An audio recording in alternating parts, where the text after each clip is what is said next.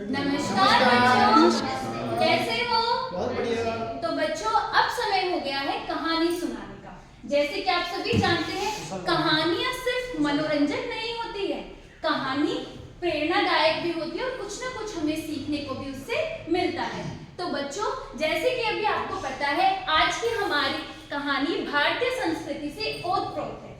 हम हमारे हर एक रस्म, रीति रिवाज, परंपरा भारतीय संस्कृति से कहीं ना कहीं जुड़ी हुई है, या यूं कह लीजिए, भारत हमारी जो संस्कृति है, हमारी संस्कृति ही हमारी पहचान है।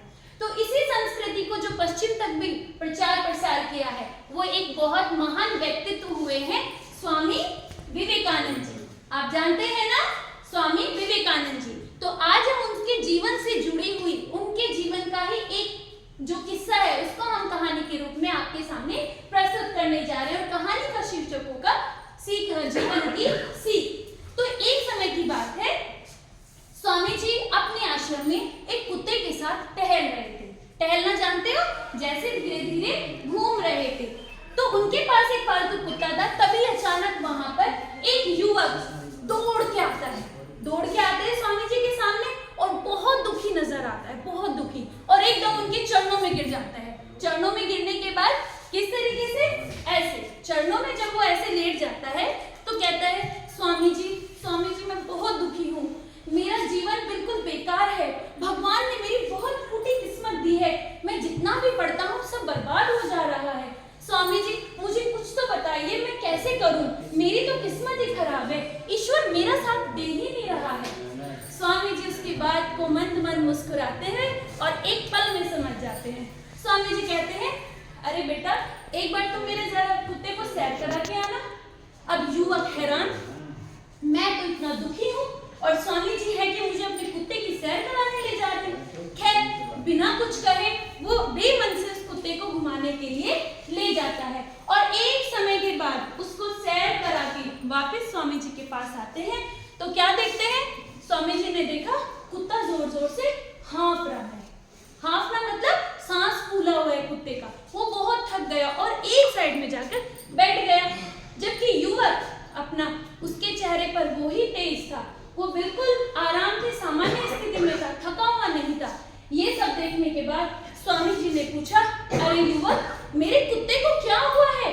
ये इतना हाँफ क्यों रहा है? इतना थका हुआ क्यों लग रहा है? इस बात को सुनकर युवक ने बोला, स्वामी जी, रास्ता और दूरी तो हमने समान तय की थी, लेकिन जो ये कुत्ता है, ये दूसरे कुत्तों को देखकर उनके पीछे पीछे भाग रहा था और उनसे लड़ाई करने के बाद दोबारा मेरे पास आ रहा था। उसके बाद जो भी इसको सड़क पर, गली में जो भी इसको कुछ सामान मिलता, ये सबको सूंघकर फिर दौड़कर मेरे पास आ रहा था।